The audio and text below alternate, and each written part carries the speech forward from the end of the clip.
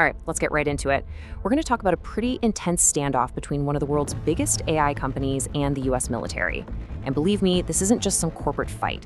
This is about who gets to write the rules for the future of war. You know, this one quote from a top Pentagon official really gets to the heart of the whole conflict. The government's position is basically, look, give us the best tools and trust us to use them responsibly. But as you're about to see, that very idea of trust is exactly where things started to go sideways. I mean, just think about that for a second. A major American company, a leader in AI, gets slapped with a label that's usually saved for foreign adversaries. We're starting here, right at the climax, because it is just that unbelievable. So the big question is, how in the world did we get to this point? Okay, so let's unpack this. What does that crazy designation actually mean? And who was the company that ended up in the government's crosshairs? Well, this thing is basically a powerful economic weapon. And on February 27th, 2026, the Trump administration pointed it squarely at Anthropic, one of the most important AI firms in the country. It essentially kicked them out of the entire US defense industry overnight. And then, boom, here comes the twist. Just as Anthropic is being shown the door, its biggest rival, OpenAI, swoops in and signs a huge deal. This sent absolute shockwaves through Silicon Valley and DC. To really get why this happened, we've got to rewind a bit and look at the principles that were at the heart of this fight. See, this wasn't your typical squabble over money or project timelines. Nope. This entire conflict really boiled down to two very specific ethical lines in the sand that Anthropic refused to let the military cross. So here they are, the two red lines. First, absolutely no using their AI for mass surveillance of US citizens. Period. Second, no using it in fully autonomous weapons. You know, systems that can make the decision to kill without a human giving the final okay. And the crucial part? Anthropic wanted these rules baked directly into its $200 million contract, making them legally binding.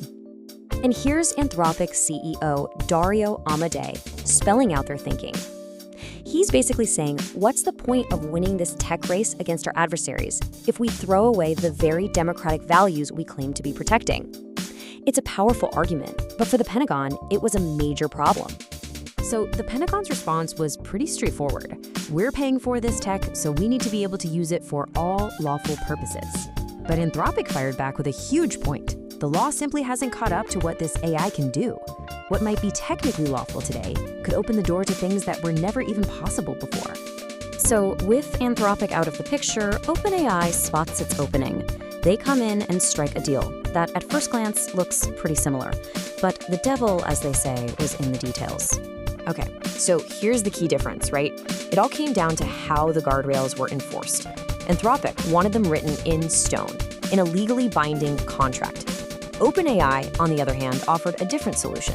Technical safeguards built right into the AI itself, and a reliance on existing US laws and military policies. And that little difference matters a lot. Why? Because a contract clause is a hard stop. It's legally binding. But a government policy, a law, well, those can be changed. They can be reinterpreted. They can even be bypassed with a secret order. OpenAI's approach basically handed the keys back to the government, letting them decide where the ethical lines are drawn.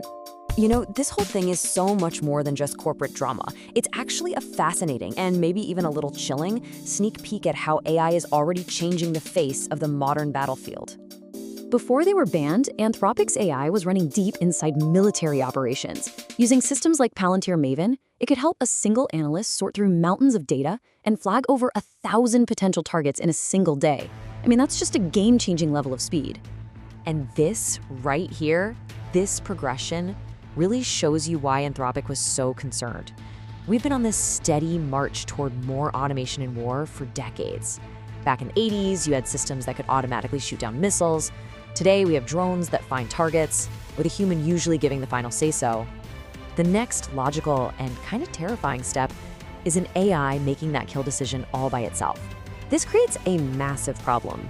Seriously, can a human operator really meaningfully review a list of hundreds of targets that an AI spits out in a few minutes? A lot of experts worry that these human checks just become a rubber stamp exercise. And then there's the big one. If the AI makes a mistake, if it targets a hospital instead of a weapons depot, who's to blame? It's a huge legal and ethical black hole. So at the end of the day, this entire conflict, this clash between big tech and the Pentagon, it all really boils down to one fundamental question about power and responsibility in this new age of AI. On one side, you have the government's case, which is that national security demands access to the best tech out there. No strings attached from private companies. But on the other side, you have the company that actually built the tools saying, hey, we're on the front lines here, and we have a responsibility to make sure this isn't used in ways that are unreliable or that outrun our own laws and values. But really, this isn't a sustainable way to do things. Having the future of military ethics decided in a closed-door meeting between a CEO and a Pentagon general, that's just not how a democracy is supposed to work. The real takeaway here is the massive, glaring gap between how fast technology is moving and how slow our legal and democratic systems are to respond. And that's the big question this whole story leaves us with. It's not really about anthropic or openai. It's about whether our public institutions can adapt quickly enough to actually govern the most powerful technologies humans have ever created. Who gets to draw the red lines? That's a question we all need to start thinking about, and fast.